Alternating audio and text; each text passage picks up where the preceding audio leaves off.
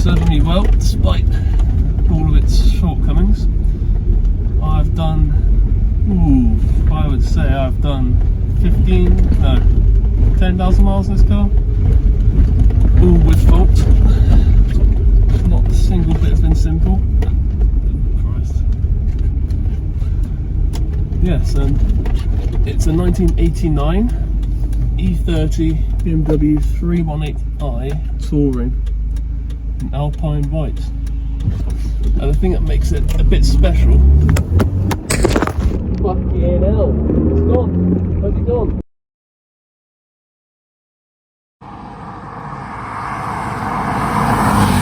It's a 318i, it's a 1.84 cylinder, naturally aspirated. From factory, they said it would have made about 110 horsepower.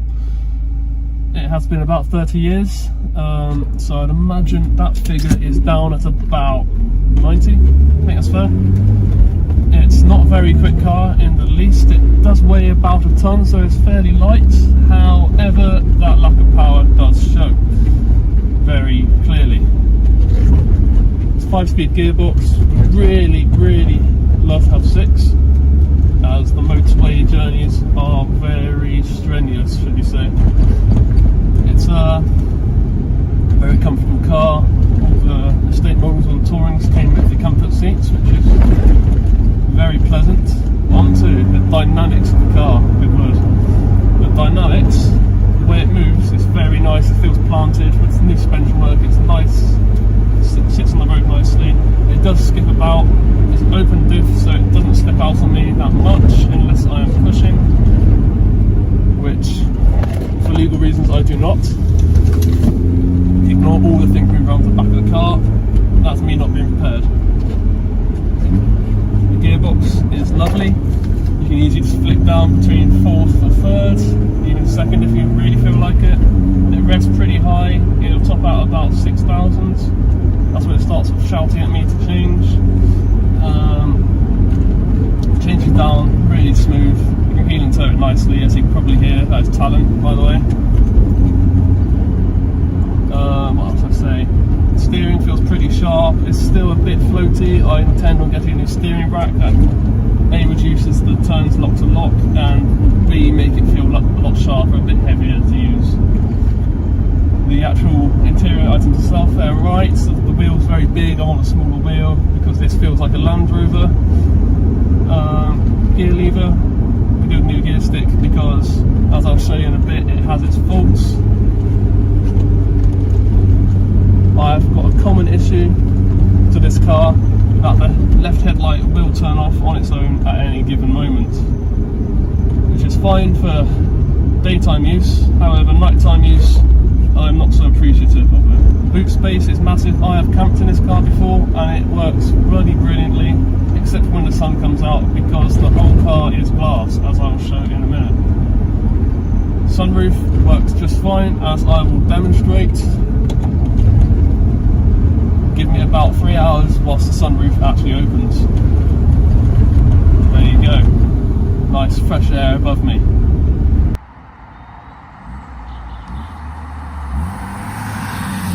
Nice straight road. Let's open it up a bit, shall we? I'll drop it down to 3rd and let's just give it some beams, as my colleague would say.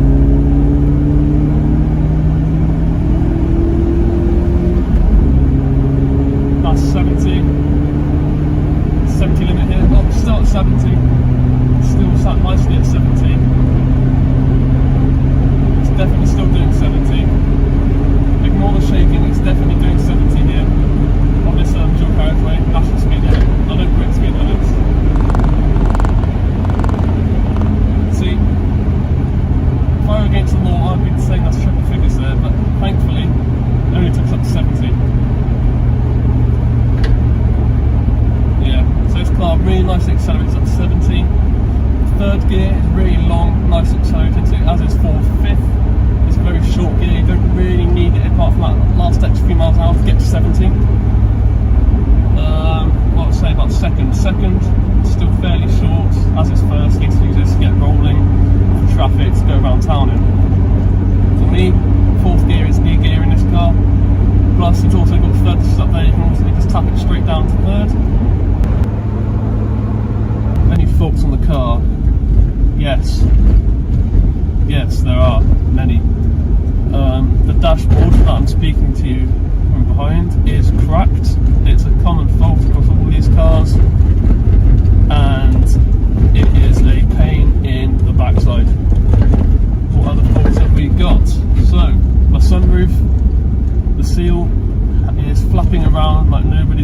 leaks. However, it does not leak. Don't ask me how. I'm not going to ask how. I won't question it. That is the way it is.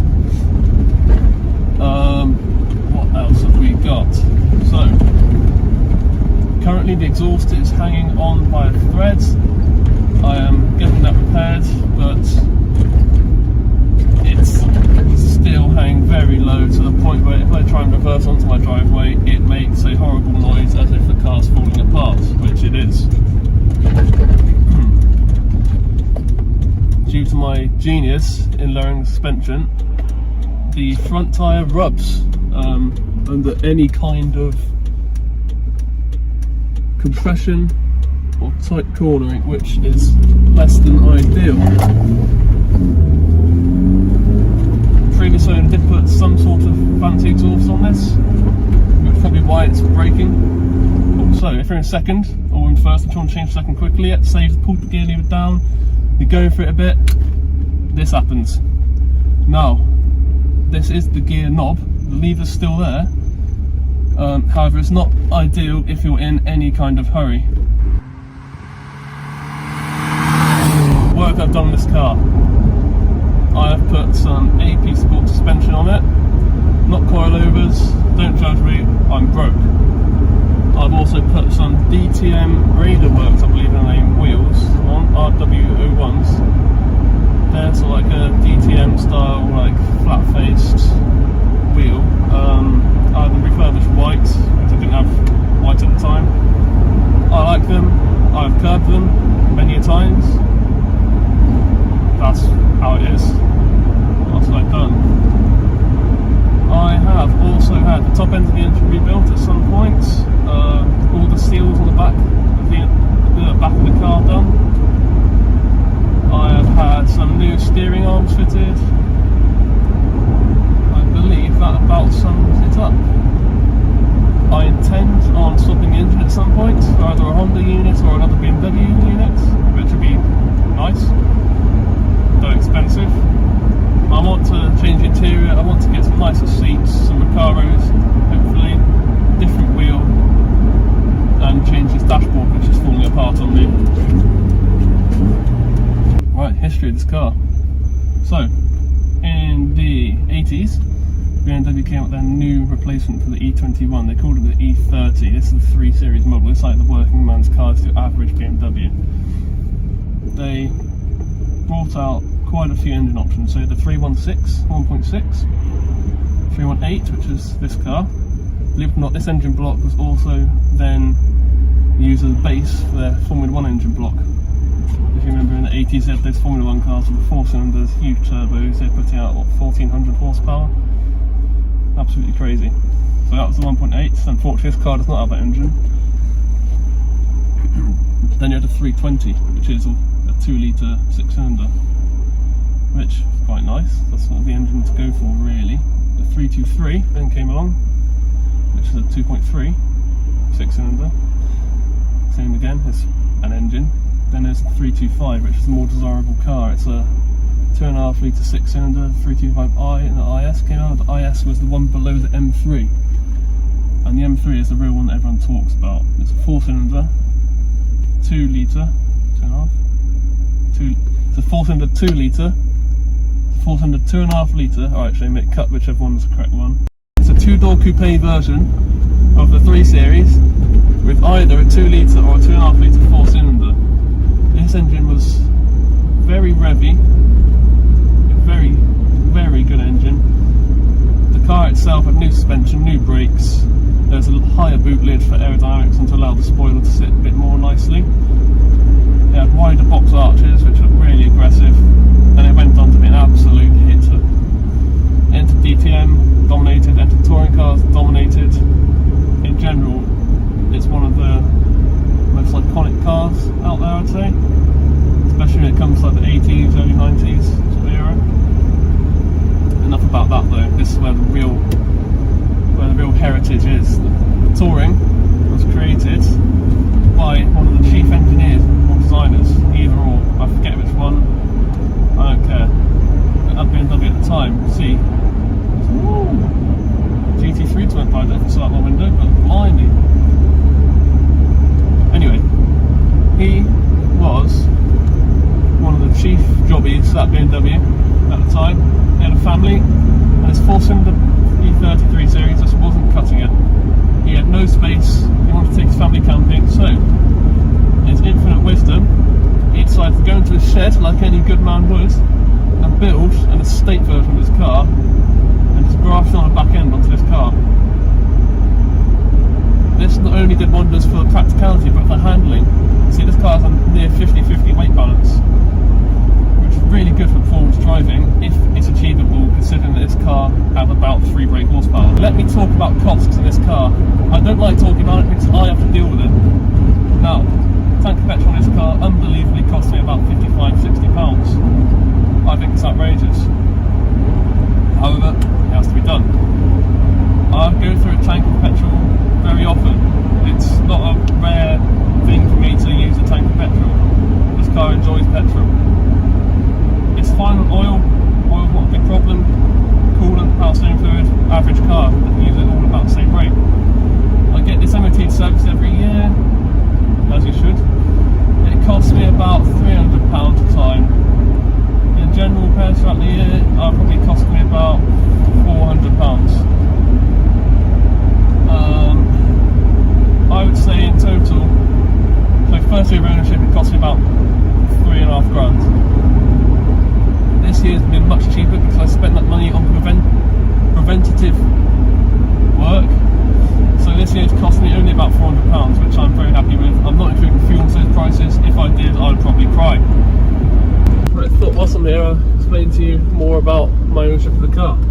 So, I've got this car as my second car. My first car was an Audi A2, which I think is one of the best cars in the world.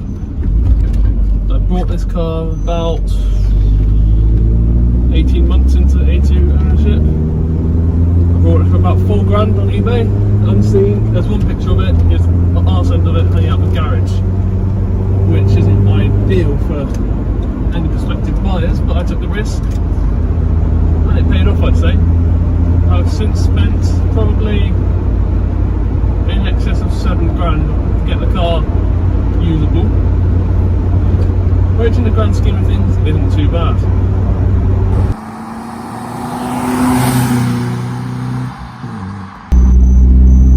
Yeah, but in all seriousness, I do like this car. I think it's a brilliant little machine.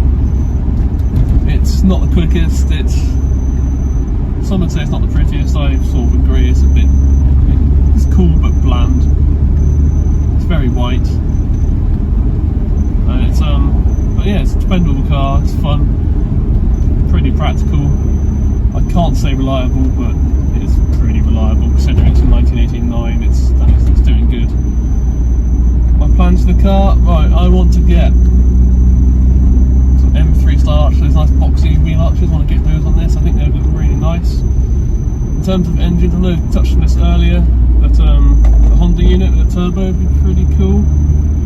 Failing that, a nice naturally aspirated BMW 6-cylinder, I think that would go quite nicely too. I've been told V8, but I really can't be bothered. It's too much work, too much money, too much everything. What else I plan on? I want to get some nicer coilovers at some point in the future. Maybe some KW types. I think that would look pretty cool. Sit a bit nicer, ride nicer, perform a bit better. At some point I want to work on this engine a bit. Let me start it again, I've been stumbling this. At some point I want to try and work on my own engine a bit more. So at the moment it's not lazy, so to say, but it's definitely down on torque. I think it's the right one. I want to get a new camshaft, fast road cam. I think race would be a bit over the top for the use of the car. I want to get an air filter at some point. It's cheap, I need to do it, I need to get around to it. Other things to the engine. The turbo would be cool, but I think it would poo itself after about 10 minutes, especially with me at the wheel. Other than that, individual throttle bodies would look nice, however I'm not willing to spend £2,000 on some flashy, shiny tubes to go on the engine. But I could spend £2,000 on an engine. Gearbox, if I go up an engine, I'd have to change the gearbox out for 6-speed. I can't really bother to deal with 5 speeds anymore, as I'll prove to you when we get on the motorway in just a minute. Any other modifications? I would absolutely love to get a rear wing, like a gurney flatback, as they call it. Don't laugh. It's like a solid spoiler, nice, quite short, and it goes on top of the car, obviously.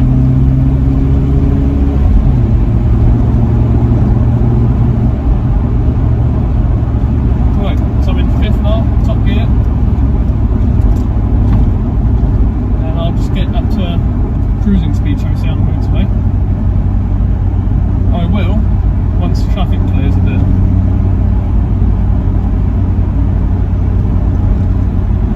About 2 or 3 business days.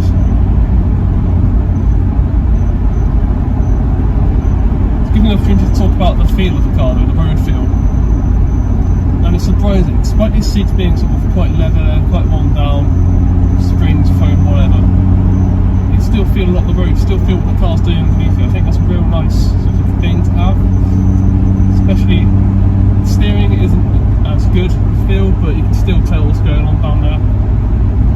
But especially the road feel through my arse, I can definitely tell